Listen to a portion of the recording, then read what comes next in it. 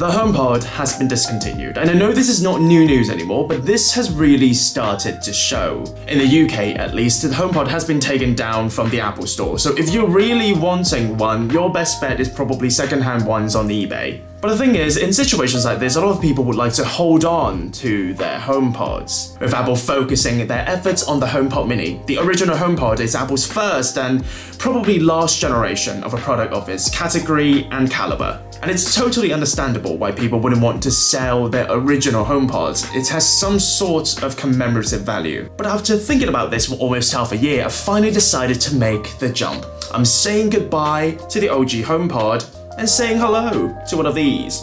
This is Clem from Future Reference, and this is my unboxing of the HomePod mini and why this might be better for you than the OG HomePod.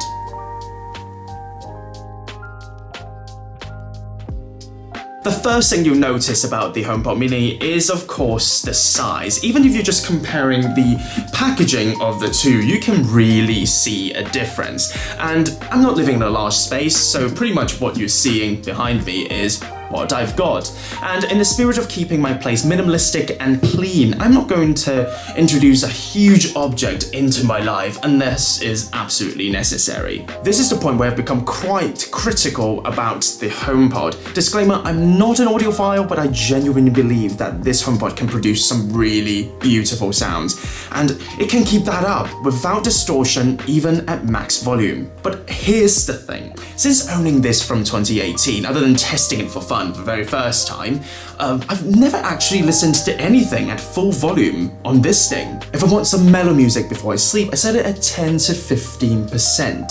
If I want something upbeat, the volume is at 25%. If I have the HomePod at 1/3 the volume, I can already have a party over here. And if the volume is anything close to 50%, my neighbors will be knocking on the door to complain. The original HomePod has so much power, it's essentially an overkill for my living space. I never get to use it at its full volume and capability. And if you take into account how the original HomePod costs a lot more and takes up a lot more space, it becomes clear how the HomePod mini stands out a lot more in this comparison.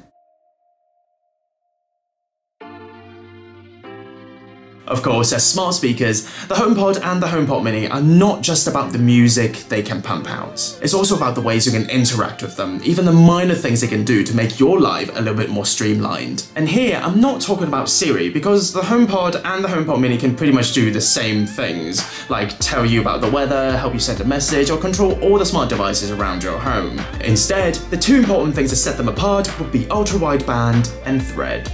As you might know, Apple's adoption of ultra-wideband is enabled by its U1 chip.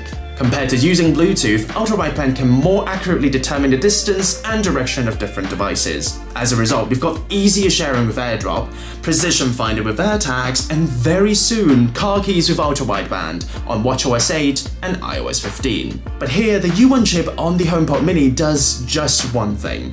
It enables a more seamless music handoff experience. It can sound gimmicky, but considering how I use handoff every single day when I'm going out and coming back home, I just kind of realized how slow handoff can be on the original HomePod.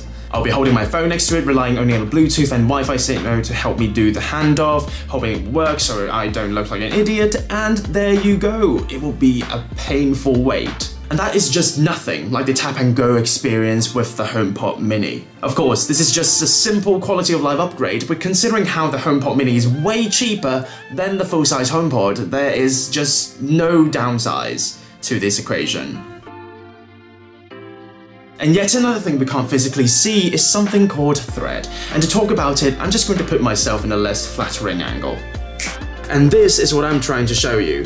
For now, if I say, "Hey Siri, turn the light all the way up," what's happened is that the HomePod communicated with my Wi-Fi router, and then the Wi-Fi router communicated with the side bulb through the Wi-Fi network. But what Thread can do is to create a mesh network that interconnects all the different devices together. With a mesh network, that means your HomePod mini can communicate directly to other Thread-enabled smart home devices, and that will significantly reduce the workload dependent on your Wi-Fi router. And what's more, it can also save you quite a lot of money down the road as well. As an example, there are currently two solutions to smart lighting that are both quite expensive. For something like Philips Hue or IKEA, you need to invest in a Zigbee hub that connects all the bulbs together. That's some extra spending there. On the other hand, for something like LifeX, the smart bulbs must have Wi-Fi capability built in, pushing the price of each bulb to around $39.99 to $54.99. And if you're planning on putting smart lighting all over your home, it can get really out of hand really quickly. But if you're investing in thread-enabled light bulbs, you can find ones that are $17.95 from Nanoleaf, for example. That is significantly less taxing on your wallet. And coming this fall, the HomePod Mini will also be equipped with the support for Matter, a unifying smart home platform from Apple, Google, Amazon, Samsung, just to name a few. And what that means is simple. The HomePod Mini is definitely the more future-proof of the two.